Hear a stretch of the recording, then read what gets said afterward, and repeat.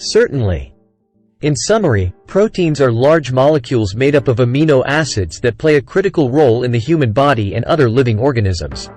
They have diverse functions, including acting as enzymes to speed up chemical reactions, providing structural support to cells and tissues, transporting molecules, regulating physiological processes as hormones, defending against infections as antibodies, and enabling muscle contraction and movement. Proteins are essential nutrients, and we need to consume them regularly through our diet to maintain our body's health and functionality. Good sources of protein include meat, fish, poultry, dairy products, eggs, legumes, nuts, seeds, and plant-based protein products. The recommended daily protein intake varies depending on factors like age, gender, activity level, and overall health.